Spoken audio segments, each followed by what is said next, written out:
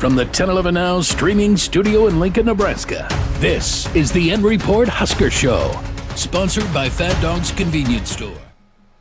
Hi, everyone. Bill Rentschler alongside Sports Director Kevin Suits in the 1011 Now streaming studio. Another edition of the REPORT Husker Show, sponsored by Fat Dog's Convenience Store. Kevin, 27-20, the Huskers fall to UCLA, still searching for their elusive sixth win to gain bowl eligibility. The final score is not surprising, is it? The teams in which they are on the ledger is surprising. But 27-20, you know, Nebraska, it was expected to be about a one-touchdown game. I think the most puzzling thing here, Bill, and this, I believe, is the sentiment across the fan base, is the Jekyll and Hyde of this squad. There's the Indiana-Nebraska, there's the Ohio State-Nebraska, there's the UTEP-Nebraska, there's the Northern Iowa-Nebraska. The UCLA-Nebraska was not very good. Specifically on offense, I think that's where a lot of the discontent comes from, is that Nebraska struggled moving the football, and they didn't get many opportunities in the first half, so offensive rhythm was very difficult early in the game. And once they finally had the rhythm and a little bit of momentum in the second half, you know, Nebraska went for it 4th and goal from the 5-yard line, and they lost yardage. Yep. And that was a pretty big moment in the second half. I believe that was fourth quarter. And then even with Heinrich Haarberg trying to lead the team down the field to attempt to tie or win the game in the closing minute, that didn't happen. They got across the 50. They had a chance, and a ball that bounces off a knee goes right into the arms of a UCLA defender. A typical sort of Nebraska fashion way to lose that game. I mean, it looked like a decent throw. Ja'Cory gave it a really good effort, and you can hardly fault him for UCLA picking that ball off. But yeah, Raiola was 14 for 27. He seemed like he was running for his life kind of a lot of that game. UCLA kind of living in the backfield there for a while. Never seemed like there was much offensive rhythm. Again, I know the fan base is kind of screaming at Marcus Satterfield, and again, I don't really feel like he probably put his best foot forward this game. Again, there were some boo birds there in Memorial Stadium, and defense has looked good at times. They struggled there in the first quarter, but the offense just has seemed to get worse as the season's gone along. What doesn't help the eyeglass in which a lot of fans are looking at Nebraska's passing game, since you just mentioned that, Bill, is the fact that UCLA came into this game facing more pass attempts than any other team in the Big Ten. They're allowing the highest completion rate across the conference. They've allowed the most passing yardage going into this game across the Big Ten. And Nebraska finishes the game 16 of 34 through the air and 209 yards. I think the more telling stat, in my opinion, which highlights Nebraska's offensive woes in this game from a passing perspective. The Huskers attempted 34 passes. They completed 16 of them. Of the 34 passes, Nebraska only had 7 first down passing plays. Out of the entire game, Nebraska had a first down on only 7 passes today, and they attempted 34. It was a struggle. Typically, that's how teams move the chains these days. Yeah. And especially the way Nebraska kind of runs its pro-style offense with, I'm not trying to say screen passes, swing passes, but just trying to find a Thomas Fidone 7 yards downfield to move the chains. There were times they did it, but they did not do it consistently. But you got the sense, though, Bill, even despite the pick six to start the second half, that Nebraska was never really out of the game. Mm-hmm. It again, a couple years ago, I feel like UCLA would have walked out of there with a 2 or 3 touchdown victory. So, I mean, it is good that you at least saw them fight, and you could they till the very end. And Haarberg, again, put on a good show there. He was throwing some fastballs there that last drive. His receivers didn't help him out. There were a couple of balls that I thought were pretty good passes, but they were not caught over the middle. I thought it was fascinating that Chase Madison, who was there covering the game at Memorial Stadium for us, during his 6 o'clock live report, he said that fans left early. And should I be surprised? When I heard it live on air, I think I maybe audibly said, I know there was a threat of weather. Are these students that are trying to hustle up and try to get out of there so they can continue on with their Saturday night plans? Are they fans that are just kind of tired of watching the team? I was pretty shocked when I heard that. It was such a deflating first 20 minutes of the game. The first quarter, you only held the ball for, what was it, a minute 30? I mean, UCLA opens up with an 8-minute drive. You go 3 and out, and then they have another, little drive. And so it was just like, I remarked with our producer, Matt Kirkle, who's here, because, we like it when the games kind of move quickly. And that first quarter went really quickly. And Nebraska just couldn't seem to do anything right on offense or defense. Well, on offense, Nebraska possessed the ball for 1 minute and 31 seconds in the first quarter. Getting back to the fan thing, Bill, I was just – given the opponent of UCLA, a team that was next to last in the conference standings, and they had some nice plays, but you didn't get the sense that was a team that was going to run away with the game. And they even put up the graphic on the television broadcast, Nebraska's largest comebacks, and the 21-point game against Ohio State under Bo Pelini. And then there were a couple of times they have come back from 17 down. This was 20, and it went down to the very end.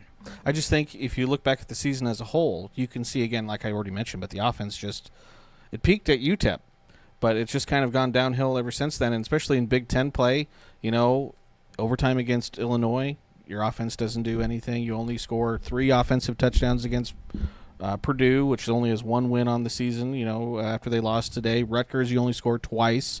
Indiana, you only put up 1 touchdown. Ohio State, you only put up 1 touchdown. And this seemed like a chance for Nebraska to get right. And right out of the gate, that first quarter, it was like, well, doesn't look like they're getting right. I think that's what hurts the most with this game for this fan base is it was the game to, 1, as you put it, Bill, get right, 2, earn bowl eligibility, which has eluded Nebraska for 8 years now. And if there was any opponent in the Big Ten that you would like to have coming to Lincoln on a dreary November day, I mean, it's not snowing outside, but UCLA is used to playing in warmer climates than this. It is a little breezy at Memorial Stadium. You felt like there were ingredients for this to be the giant exhale game for Nebraska and this passionate fan base. But instead, it's not. And now the conversation of what's it going to take to break through lingers not another week, another 2 weeks because the Huskers have a bye. That is an ill-timed bye. Oh, because everybody's going to dissect this game. Yes, very much so. And I think the pressure increases quite a bit, Bill. Well, I mean, the pressure increases for UCLA, Wisconsin, and Iowa. I would say this is probably the last game they would be favored in. I don't think they're going to be favored at USC. Wisconsin at home, it's going to be maybe a pick game. And I don't think they're going to be favored against Iowa on the road. So they're going to have to upset someone, I think, to get that 6th win. You have that look on your face. You're the emoji with the mouth stretched out right there, like, ooh. So you might not be wrong there, but if you retract to the beginning of the season, what were expectations for this season? Bowl game. Get to a bowl game, 6 wins. And they're right there, but it's hard to have confidence and trust this team to come through in the clutch because the Jekyll and Hyde. The Jekyll and Hyde of this season. So yeah, a bye week this week. Then at USC, home against Wisconsin, and on the road to finish. So 3/4 of the season done. You're 5-4. Probably not what a lot of people expected at this point. What changes need to happen? I'm not saying personnel, like coaching changes. Like from a schematic standpoint, this is the team they have. This is the coaching staff they have. What needs to happen for Nebraska to not be so inconsistent and to maybe improve its offensive efficiency? I told Kirkle, again, when we were watching, it seems like they've forgotten that the run can set up the pass. And I think you should lean on the ground game more. Dante Dowdell had 17 carries. But even, that first quarter, it was a 3 and out. It was, 2 passing plays. You got, I think, 4 yards or a couple yards on your first down run. I would just like to see an increased emphasis on the run game. In total, Nebraska ran the ball 38 times. However, some of those sacks, scramble plays, 38 rush attempts for 113 yards, 2 touchdowns, both by Dowdell. The longest rush, 14 yards. The longest play was the 40-yarder in the first half when Raiola found Ja'Cory Barney kind of in a broken play. But the rush, not to be yards per play guy, 4.5. That's not rushing. That's not passing. That's altogether. Nebraska out of the the entire game, averaged 4.5 yards per play. To UCLA's 6.5. So, and remember when Nebraska lost to Indiana, Indiana was at 8. yeah. I mean, that's the extreme, right? Yeah. And that's around what the national lead is. I think national lead's 7.9. We don't need to belabor the yards per play point, but it's an indicator of, like, what's your offensive efficiency? You know, are you ahead of the chains or are you behind the chains? Mm-hmm. Are you getting a big play or are you not getting a big play? Mm-hmm. And Matt Rule said that a number of times, that it's missing the home run. And this is a game that I truly believe a home run could have flipped the entire thing. Yeah, I think even late. Harburg hit Nair for a big gain, but I think he had Jacory open basically for a touchdown if he would have went to the deep ball. So again, there's going to be a lot of analysis and stuff over the next 2 weeks of this game and the remaining 3 games of the season. So we could go on and on and on. I do want to ask you though some good news because I haven't got to talk to you about it for a while. Huskers sweep Wisconsin last night 3-0 up at the field house in Madison. How you feeling about John Cook and his squad? Well, that's what it's supposed to feel like, right? Big stage, big moment come through. Yeah. And you know, that's a place that has not treated Nebraska kindly. They hadn't just lost since 2013 up in Madison. They'd been swept a number of times, Bill. Yeah. So winning set 1 was impressive. Winning set 2 was even more impressive. And then winning set 3 was, holy cow, this team is legit. I've been impressed with Taylor Landfair.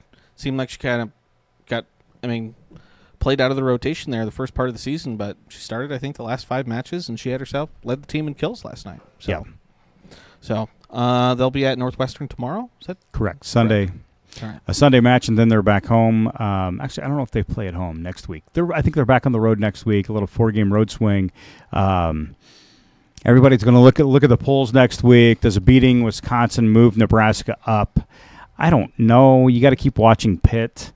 All I know is the team that played in Madison on Friday night, that's a team that is very well capable of making it to the Final Four and beyond. Very much so. Very much so. So we'll look forward to, again, highlights and, again, more analysis and everything from you and Chase tonight coming up at 10. And, again, obviously the volleyball highlights tomorrow. So tune in for that. So, Kevin, appreciate your time, as always. It's going to be a long couple of weeks, Bill. I wish we were sitting here planning or speculating which bowl game that you were going to be going to. Oh, you can still do that. But there's just no guarantees that the trip will actually happen. So hopefully, maybe in 2 weeks. That's what we. Are you heading out? Do you know? Are you heading out? We're unsure of the travel plans at the moment. Unsure. All right. Well, appreciate your time, Kevin, as always. Appreciate everyone for tuning in and watching. Again, keep it tuned to 1011 on air and online for all of your latest Husker coverage. Until next time, hope everyone has a nice Saturday night. You've been listening to the REPORT Husker Show, sponsored by Fat Dog's Convenience Store. Watch, listen, and stream on the 1011 Now app, on YouTube, or wherever you get your podcasts. For more Husker coverage throughout the week, watch the REPORT on 1011 Sports at 6 and 10 p.m. and download the